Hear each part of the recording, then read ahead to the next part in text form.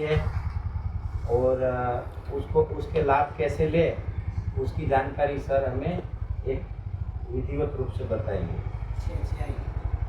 Hello आवाज बताइए। Hello, आवाज़ आ रही है सबको? तो सभी को नमस्कार। और रमेश जी का मैं आभार व्यक्त करना चाहूँगा, उन्होंने हमें ये अवसर दिया है कि आपके बीच में आकर आज हम इस भारत सरकार की स्कीम के बारे में आपको जागरूक कर सकें। पहले तो हम सुबह आने वाले थे, हम 6 बजे से निकले अहमदाबाद से। किसी कारणवश ट्रैफिक जाम में फंसे होने के कारण हम लेट हो गए, पर हमारा सौभाग्य है कि आपके बीच में आना संभव हो सका है। हमारे ऑफिस से अनिल यादव और अंकित बागमारे, हम कार्यकारी है राज्य कार्यालय खादी और ग्राम उद्योग आयोग की तरफ से आपके साथ। तो खादी और ग्राम उद्योग आयोग ये ऐसा आयोग है, भारत सरकार का ऐसा एक डिपार्टमेंट है जो एमएसएमई के अंतर्गत काम करता है। इसका मेन उद्देश्य है कि ग्राम विकास करके स्वरोजगार कैसे पैदा करें। मेन फोकस यही होता है इसका। तो ये 1956 में बना था ये कमीशन। तब से लेके आज तक हम देश की सेवा और राष्ट्र की सेवा के लिए कार्यरत हैं। हमारा स्टेट ऑफिस, हर राज्य में एक स्टेट ऑफिस होता है। हमारा हेड ऑफिस मुंबई में है और दिल्ली में भी एक हमारा रिप्रेजेंटेटिव ऑफिस है। हमारा हर राज्य में एक स्टेट ऑफिस हुआ करता है। जैसे यहाँ से एमपी से एक आए हैं बुरहानपुर से, हमारा एमपी में भोपाल में एक ऑफिस है राज्य कार्यालय। ऐसे ही हर राज्य का एक राज्य कार्यालय उसके कैपिटल में है। तो आपको इस स्कीम के बारे में और हमारे डिपार्टमेंट के बारे में और जानकारी देता हूँ। जैसा कि मैंने बताया, ये हमारी स्कीम है प्रधानमंत्री रोजगार सृजन कार्यक्रम, prime minister employment generation programme. मतलब ज़्यादा फेमस ये पीएमईजीपी के नाम से है, बहुत से लोगों को पता होगा। इसका मेन उद्देश्य रहता है कि स्वरोजगार पैदा करना, रोजगारी देना लोगों को और आत्मनिर्भरता की ओर बढ़ावा देना। और इसमें सामाजिक और आर्थिक दोनों प्रकार के सुधार किए जाते हैं, जिससे देश की जीडीपी, अर्थव्यवस्था, जैसे सर ने बताया, ग्राम विकास करने से ही हमारी अर्थव्यवस्था सुदृढ़ होगी। तो ये योजना अभी से नहीं है, मानता हूँ मैं ये कि 2014-15 से काफ़ी इसको बल मिला है, पर ये बहुत पुरानी योजना है। 2008 में उसकी चलती आई है। पहले इसका नाम कुछ और हुआ करता था। पहले ऐसे 2 प्रकार की योजनाएं चलती थी, ग्रामीण रोजगार प्रोग्राम और एक युवा रोजगार प्रोग्राम। इन दोनों को मर्ज कर 2008 में ये पीएमईजीपी स्कीम को लॉन्च किया गया। तब से लेके आज तक मतलब इतनी सक्सेसफुल स्कीम रही है भारत सरकार की, और ये भारत सरकार की फ्लैगशिप, मतलब सबसे टॉप मोस्ट योजना है। वो कैसे है मैं आगे आपको समझाऊंगा। ये टॉप मोस्ट कैसे है, जैसे सर ने बताया 25% से 35% सब्सिडी, मैं उसका कैलकुलेशन आपको समझाऊंगा। तो इसका प्रोसेस कितना आसान है, बस लोगों में जागरूकता नहीं है। ये प्रोसेस कितना आसान है ये मैं आपको समझाऊंगा। इस क्षेत्र में जो भी कार्यक्रम होंगे या फिर जो भी आप एंटरप्रेनर बनना चाहोगे, कुछ गिनती की चीज़ें जिसमें आप काम नहीं कर सकते हो, मैं आगे बताऊंगा।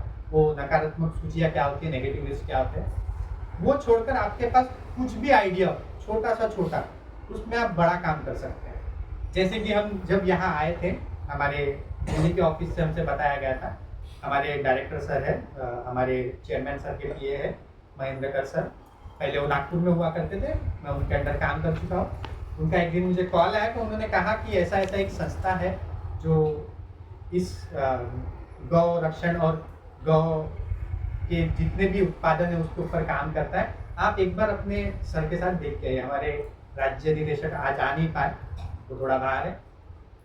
तो हम यहाँ पर आए, हमने यहाँ पे देखा, हमें बहुत अच्छा लगा। यहाँ पर सर ने अपनी कहानी बताई कि कैसे उन्होंने शुरुआत की, क्या दिन थे और आज क्या दिन है। और आज उनके माध्यम से, उनके संस्था के माध्यम से कम उन्होंने कहा 15,000 लोगों को उन्होंने ट्रेनिंग दे चुके हैं। ये 15,000 और 15,000 को देंगे, और इससे ऐसे ही कारवा बढ़ते जाएगा। तो वो दिन दूर नहीं है कि हम आत्मनिर्भर बन जाएंगे हमारा देश, और शायद विश्व में हम अव्वल नंबर पे आ जाए अगर सबकी सोच इनके जैसी हो। इसके लिए मैं इनका आभार व्यक्त करता हूँ। तो इस योजना का मूल तो मैंने आपको बता दिया कि रोजगार निर्माण करना। सबसे बड़ा प्रॉब्लम हमारे देश का क्या है? रोजगार। रोजगार के बाद खुद की आय, उससे ही देश आगे बढ़ेगा। तो मेन फोकस इसमें यही रहता है। तो इसमें क्राइटेरिया रहता है, एलिजिबिलिटी यही रहती है कि 18 साल से 55 साल के बीच में कोई भी अपना एक उत्पादन, चाहे वो सर्विस सेक्टर में हो या मैन्युफैक्चरिंग सेक्टर में हो, 2 प्रकार के सेक्टर हैं। आप कुछ उत्पादन बना रहे हो या फिर आप सेवाएं प्रदान कर रहे हो, तो उसकी दोनों अलग अलग स्कीम्स हैं, मतलब पैटर्न है। जैसा कि मैंने बताया 15% से लेकर 35% तक की यहाँ सब्सिडी दी जाती है। ये बैंकेबल स्कीम है। यहाँ बैंक में आपको अप्रोच करना पड़ता है, कि बैंक को बताना पड़ता है कि मैं ये यूनिट खोलना चाहता हूँ, या जैसे कोई एग्जांपल देता हूँ, जैसे आपका क्या बिजनेस है सर? डेयरी का है, इनका डेयरी फार्म का है। ये इस स्कीम में सर्विस सेक्टर के अंतर्गत आती है।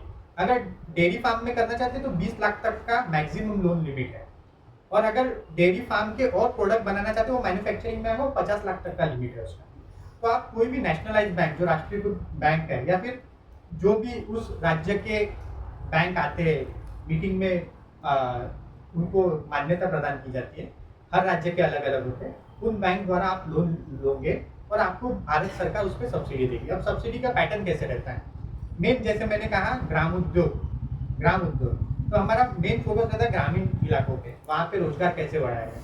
तो उसके लिए हमने सबसे ज़्यादा सब्सिडी रखे 35%। अगर आप शहर में लगाना चाहते हो तो 25% है, अगर आप ग्रामीण क्षेत्र में लगाओगे तो 35% है। और उसमें भी हमने रियायतें दे के रखी है स्पेशल कैटेगरी मतलब ST, SC, OBC और महिलाएं, एक्स सर्विसमैन और दिव्यांगजन, इनके लिए मैक्सिमम 35% सब्सिडी। तो ये कैसे काम करता है, मैं उसका आपको एक एग्जांपल देता हूँ। जैसा कि सर है, इनको अपना डेयरी फार्म का उत्पादन करना है, जैसे मिठाई बनानी हो या फिर पनीर बनाना हो, इन्होंने अपनी एक यूनिट लगाई। एक मिनिमम यूनिट के लिए कितना खर्चा आता है आपके यहाँ? 15 लाख रुपए में सारी मशीनें। मैं 10 लाख पकड़ लेता हूँ, ठीक है।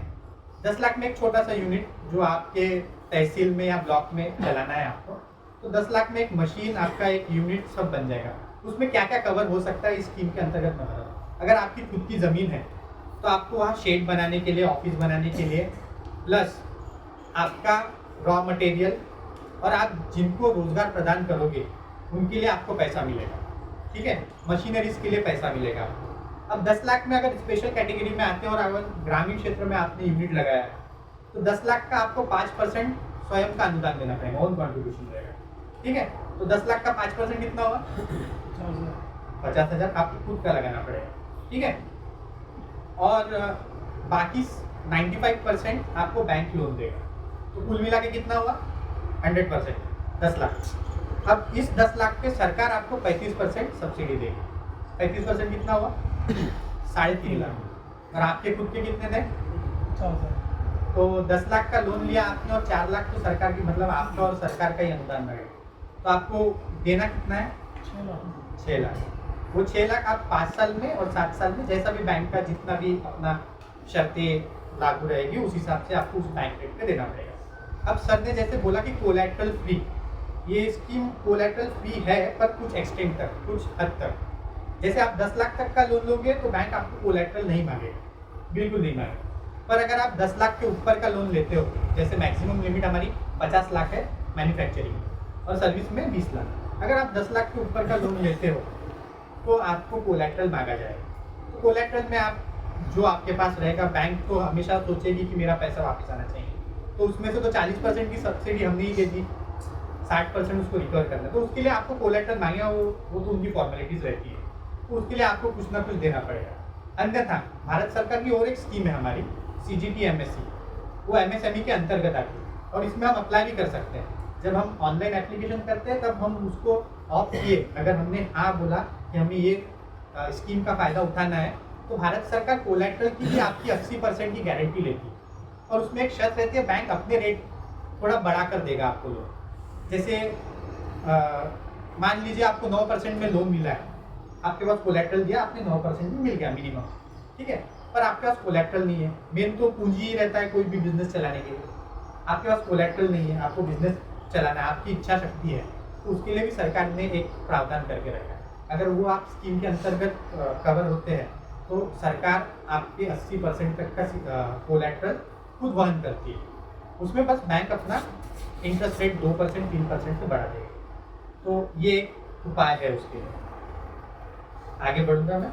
जैसा कि मैंने बताया कुछ चीज़ें, नकारात्मक चीज़ें छोड़कर ही आपको जो भी आइडिया है सब चीज़ों के लिए ये स्कीम लाभदायी है। ठीक है, उसमें से कुछ प्रमुख प्रकार है कृषि आधारित खाद्य उद्योग, जैसा कि ये वाला जो उद्योग चल रहा है ये कृषि आधारित ही ये माना जाएगा। दूसरा है हाथ कागज उद्योग, रेशा उद्योग, जैसे कि सर ने बताया कि चरखा चलाकर सूत काटकर वो भी एक कपड़ा बनाया जाता है, उसको खादी कहते हैं, और हमारा नाम ही खादी और ग्राम उद्योग आयोग। हाथ से बना हाथ से कटा, खादी की डेफिनेशन है। ठीक है, वस्त्र उद्योग, सेवा उद्योग। ठीक है, जो मैंने कहा नेगेटिव लिस्ट, इस कौन कौन सी चीज़ें हैं जो आपको इस स्कीम के अंतर्गत कवर नहीं हो पाएगी। मास, ठीक है, जो भी चीज़ें जो एनवायरमेंट्स को हैजार्डस है, मतलब पर्यावरण को नुकसान करता हो, ठीक है, ऐसी चीज़ें जो राज्य सरकार द्वारा प्रतिबंधित है, जैसे अफीम की खेती है, तंबाकू की खेती है। ठीक है, खेती से रिलेटेड कोई भी काम यहाँ पे नकारात्मक सूची में है। हाँ, पर खेती के बाय प्रोडक्ट जो प्रोडक्ट बनते हैं उसको आप प्रोडक्ट बनाकर बेचोगे तो मैन्युफैक्चरिंग में है, उसके अंतर्गत आप ये कर सकते हैं। ठीक है, अब सर्विस सेक्टर में हमारा यहाँ गुजरात राज्य में यूटी भी आता है, यूनियन टेरिटरी, केंद्र शासित प्रदेश, दमन दीव, वहाँ हम टूरिस्ट की गाड़ियों के लिए भी सब्सिडी देते हैं, वो सर्विस सेक्टर में आता है। एक टूरिस्ट के लिए, फेरी के लिए, ये कुछ कुछ क्षेत्र हैं जिसको हमने डिफाइन करके रखे हैं। हाँ, अब ये काम कैसे करता है नेशनल लेवल पे, मतलब राष्ट्रीय लेवल पे अगर देखा जाए तो हम खादी ग्राम उद्योग आयोग नोडल एजेंसी, और अगर आप राज्य सरकार में आओगे तो खादी बोर्ड करके हर राज्य में रहता है। जैसे हमारा खादी और ग्राम उद्योग आयोग है, वैसे ही हर राज्य में खादी और ग्राम उद्योग बोर्ड भी रहता है, वो भी इस स्कीम को चलाता है। और जिला उद्योग केंद्र, ये तीसरा एजेंसी है। अगर आप एप्लीकेशन करते हैं, आप तीनों एजेंसी में से किसी को भी चुन सकते हैं, पर सब्सिडी देने का काम हम ही करते हैं। ठीक है, और इसकी प्रोसेस बहुत सिंपल है, मतलब कोई भी बैठ के यहाँ पे जिसके पास मोबाइल है, हमारी साइट है PMEGP, KVIC के ऊपर जाइए, PMEGP स्कीम के ऊपर जाइए, वहाँ पे साइट खुल जाती है, वहाँ पे एक एप्लीकेशन फॉर्म आ जाता है, वो आधार लिंक है, आप अपना आधार नंबर डालिए, उससे लिंक रहता है, और वहाँ पे निर्देश दिए हुए बायो पर कैसे उसको फॉर्म भरना है और क्या करना है। और बहुत बेसिक डॉक्यूमेंट लगते हैं, सब ओरिजिनल लगेंगे। आपका आधार कार्ड लगेगा, आपकी फ़ोटो लगेगी, अगर आपके पास राशन कार्ड है वो लगेगा, बहुत ही बेसिक। और आप 8 पास हो या नहीं, ये स्कीम 8वीं पास से, एलिजिबिलिटी 8वीं पास से है, जिसको ऐसा नहीं है कि पढ़े लिखों को ही मिलता है, अनपढ़ लोगों को भी मिलता है। जो 8 से कम पढ़े हैं उनके लिए भी लिमिट है, ज़्यादा लोन नहीं ले पाएंगे, 10-15 लाख तक का उतना ही ले पाए। ठीक है, तो ये कुछ ज़रूरी कागजात रहते हैं जब आप ऑनलाइन एप्लीकेशन करें, और बहुत सिंपल प्रोसेस है। ठीक है, ये आवेदन कैसे करें, जैसे मैंने बताया, आप हमारी इस वेबसाइट पे जाकर अपने जितने भी डॉक्यूमेंट है वो पहले स्कैन करके रखें या फोटो खींच कर रखें, सब ओरिजिनल है। आपने अगर एक क्रमबद्ध से और अच्छे तरीके से अपने डॉक्यूमेंट अपलोड किए, सारी जानकारी बराबर भरी, तो मैं आपको गारंटी देता हूँ 2 महीने के अंदर अंदर आपकी सब्सिडी, अगर आपकी एप्लीकेशन फॉरवर्ड हो गई, बैंक ने लोन सैंक्शन कर दिया, आपको डिस्बर्समेंट हो गया, आपकी सब्सिडी 2 महीने के अंदर अंदर आपके अकाउंट में आ गई। और वो सब्सिडी 3 साल के लिए फिक्स डिपॉजिट हो जाती है, ना बैंक उसके आपके ऊपर इंटरेस्ट चार्ज करेगा, बैंक आपको देगा, तो 3 साल के लिए एक फिक्स डिपॉजिट बन जाता है। जब आपकी यूनिट 3 साल पूरा हो जाता है, आपका फिजिकल वेरिफिकेशन पूरा हो जाता है, वो सब्सिडी आप में मर्ज कर दी जाए। ठीक है, जैसे कि मैंने बताया KVIC online.gov.in, ये हमारी वेबसाइट है। अगर आप सिंपली PMEGP टाइप कर दोगे गूगल पे, तो आपको उस वेबसाइट पे भेज देगा, क्योंकि वो इतनी पॉपुलर है। ठीक है, जब आप वेबसाइट खोलोगे तो ऐसा एक GUI खुलेगा जिसमें PMEGP को आपको क्लिक करना है। ठीक है, और ये ऑनलाइन एप्लीकेशन फॉर्म भरने का है। ठीक है, यहाँ ये खुलने के बाद ऐसा एक फॉर्म खुलता है जो आधार लिंक है, आपको आपका आधार नंबर डालना है, एक बेसिक डिटेल्स डालना है, कहाँ के रहवासी हो, कहाँ पे आपको यूनिट डालना है, अर्बन है या रूरल है, ये सब एक बेसिक डाटा ले लेता है। उसके बाद आपका एक ID पासवर्ड जनरेट होगा। ठीक है, और आपके मोबाइल पे आ जाएगा, जिससे आप उसको लॉगिन ID से लॉगिन कर आप देख पाओगे कि आपकी एप्लीकेशन कहाँ पर पड़ी है। ठीक है, आपको किसी ऑफिस में जाने की ज़रूरत नहीं, आप घर बैठे बैठे देख सकते हो। हाँ, बस बैंक जाने की आपको ज़रूरत पड़ेगी, क्योंकि बैंक को तो अप्रोच करना पड़ेगा, आपका प्रोजेक्ट बताना पड़ेगा। ठीक है, ये जैसे कि मैंने बताया, ये बैंक का पोर्टल है जो बैंक पे एप्लीकेशन फॉरवर्ड होकर जाती है। अपनी बैंक का नाम उसमें शो करना पड़ेगा ना? सभी बैंक का नाम अपने आप आ जाता है। आपको जो बैंक चाहिए वहाँ SBI बोलोगे SBI आ जाएगी, उसका IFSC कोड डालना पड़ेगा। तो ये एक प्रकार का पैटर्न है। और जैसे कि मैंने बताया कि कुछ नकारात्मक चीज़ें वो छोड़कर आप किसी भी चीज़ में इस स्कीम का फ़ायदा ले सकते हो।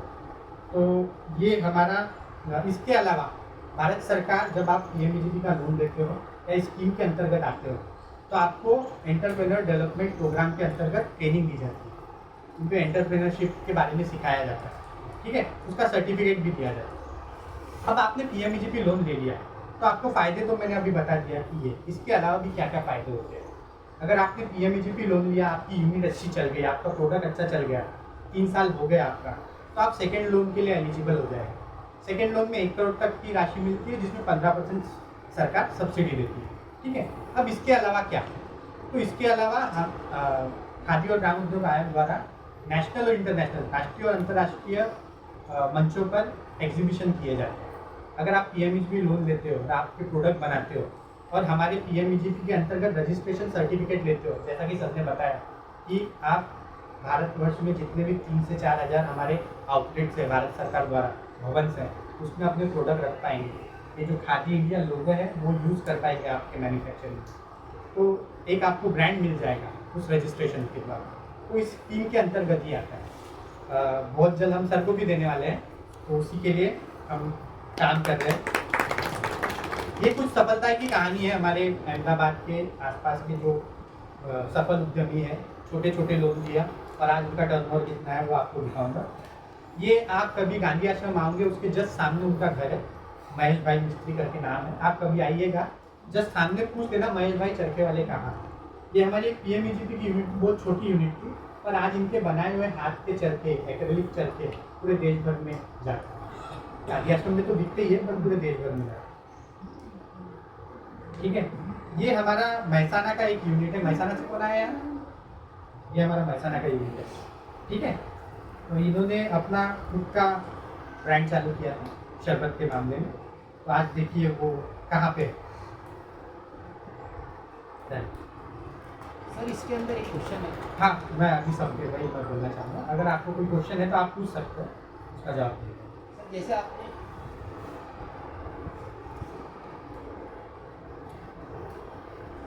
सर जैसे आपने बताया कि 6 लाख तक का लोन हमें मिल गया और वो सब्सिडी अमाउंट अकाउंट में आ गया, उस पर ना बैंक इंटरेस्ट देगा ना बैंक इंटरेस्ट चार्ज करेगा, ठीक है। तो जो हमारी मंथली इंस्टॉलमेंट बनेगी वो तो बेनिफिशियरी को अपनी जेब से, हमें जैसे मैंने लोन लिया तो अपनी जेब से ही भरना पड़ेगा ना वो, बिल्कुल भरना पड़ेगा। पर 3 साल बाद वो पैसा मेरे अकाउंट में आ जाएगा। वो तो आना ही है, एनी हाउ आना है, ठीक है। मैंने क्या बताया, वो पैसा तो आ गया है, 2 महीने में आ जाता है अगर आपके सब डॉक्यूमेंट सही है, ठीक है। आपने क्लेम बराबर कर दिया, बैंक ने क्लेम बराबर कर दिया, वो पैसा इसमें आ गया, अकाउंट में आ गया, बट मैं यूज नहीं कर सकता उसको। आप यूज नहीं पर इंस्टॉलमेंट मेरे को फिर अपनी जेब से ही देनी पड़ेगी। हाँ। मतलब मेरे को ये 3 साल टेंशन तक तो रहेगी। आपको बियर करना पड़ेगा। हाँ, तो मेरे को ये टेंशन रहेगी कि मेरा धंधा पहले महीने से ही चलना चाहिए कि इंस्टॉलमेंट दूं। ऐसा नहीं है, उसका हाँ। समय रहता है ना। धंधा अगर आप घर भी बनाओगे, होम लोन लोगे, तो आपको एक समय सीमा दी जाती है ना, इतना समय। अच्छा, तो इंस्टॉलमेंट तब के बाद हमें देनी है। एक घर बनाने के लिए इतना समय लगेगा, आपको जाने में इतना समय लगेगा, तब तक आपका मोरेटोरियम रहेगा। नहीं, ये सब रहता है, बैंक के अपने रूल्स रहते और अगर हम एग्रीकल्चर लैंड को कोलेटरल रख सकते हैं हैं। वो तो बैंक पे डिपेंड करता है। बैंक पे वो सब बैंक ही डिपेंड करता है कि आपको कोलेटरल क्या है। बैंक अगर उस पर एग्री करता है तो नो नो। अच्छा, उसमें बैंक का वो है पोर्टफोलियो आपका, उसमें नहीं रहेगा हमारा सब्सिडी का पार्ट, सब्सिडी का पार्ट। ठीक, पहले मुझे लोन पास कराना ही हाँ, पड़ेगा। सर ये प्रोजेक्ट रिपोर्ट कहाँ से बनवाएं? हाँ, कोई बात नहीं, बैठ के कोई बात नहीं वो थोड़ा नहीं, सर कोई बात नहीं। प्रोजेक्ट रिपोर्ट कहाँ से बनवाएं, मतलब और मैं आपको बता, हाँ अब बैंक तो हमेशा CA द्वारा मान्यता प्राप्त प्रोजेक्ट रिपोर्ट लेता है, ठीक है जी। पर हमारी स्कीम में ऐसा है कि प्रोजेक्ट रिपोर्ट एक मॉडल प्रोजेक्ट रिपोर्ट का एक संग्रह है हमारे पास, आप वहाँ से देख के आइडिया ले सकते हो, ठीक है। और एक हमारा बनाया हुआ एक फॉर्मूला भी है जिसमें आप सिर्फ इनपुट फिट करोगे एक्सेल शीट पे, आपका प्रोजेक्ट रिपोर्ट तैयार हो जाएगा। और श्रेष्ठ ये रहेगा कि CA से करवाए तो हाँ। उसको उल्टा फिल्टर ना। तो लगभग एक CA से हमें मतलब वो ना हो, लगभग कितना पैसा लेता है CA? वो तो सीए पे डिपेंड 3-4 करता है। 5,000 वो सीए में रिपोर्ट बना के देगा, वो तो ज़्यादा तो महंगा है। आज मैं एक आइडिया अपने सीए को बताऊं, वो रिपोर्ट बनाएगा बनाएगा। और फिर मैं बैंक नहीं जाऊं, पहले इस नहीं वेबसाइट पे नहीं, पहले तो आपको बैंक ही जाना पड़ेगा, अच्छा पहले बैंक क्योंकि जाऊं। लोन कौन देने वाला है? अच्छा बैंक, तो बैंक वाले मैनेजर जहाँ भी वो मिलेंगे कि भाई मेरा ये आइडिया है, ये मैं हाँ। रिपोर्ट बनवा लाया हूँ, ये आधार कार्ड है और ये जी मेरा आप मेरे को इस पे 10 या 15 जो भी मेरी उस प्रोजेक्ट के हिसाब से आएगी, बिल्कुल। फिर वो मेरे को बोलेंगे कि ठीक है जी हम दे देंगे, अब आप वापस जाके ऑनलाइन ये भर दो। हाँ, फिर ये अब प्रोसेस उन्होंने हामी भर दी कि हाँ हम आपके लोन देने के लिए तैयार हैं, हाँ। आपके जो प्रोजेक्ट है उसमें हम इंटरेस्टेड हैं, ठीक है। अच्छा। तो आप जाओगे एजेंसी के पास। अब एजेंसी मैंने 3 बताई, केवीआईसी, हाँ, हाँ, केवीआईबी और डीआईसी। ठीक है। केवीआईबी और डीआईसी राज्य सरकार के, KVIC national level, central government, ठीक है सर। ठीक है। तो आप जब एप्लीकेशन भरोगे वहाँ लिख के ही आता है, ठीक अच्छा, है। तो आपके पास जो, जैसे आप जिला उद्योग केंद्र है, हाँ, हाँ। आप कौन सी जिले के हो? जैसे मैं रेवाड़ी। रेवाड़ी जिला, हाँ। वहाँ एक जिला उद्योग केंद्र होगा, अच्छा। राज्य सरकार, हम्म। वहाँ पे भी स्कीम चल रही है। तो- आप वहाँ जाके जानकारी लेके उनको बता सकते हो कि मैं ये स्कीम में अप्लाई कर रहा हूँ, बैंक राजी है, उस बैंक को डाल के वो एप्लीकेशन वहाँ फॉरवर्ड करवा दीजिएगा। वो उस एजेंसी के पास जाएगी, वो चेक करेगा आपके डॉक्यूमेंट सब ठीक है क्या, कुछ कमी होगी तो बताएगी, किस दिन के अंदर अंदर वो बैंक में फॉरवर्ड हो जाएगी। अच्छा, वो एजेंसी अपने आप बैंक वालों को बता। हाँ, जो आपने बैंक चूज किया है उस बैंक के पास वो एप्लीकेशन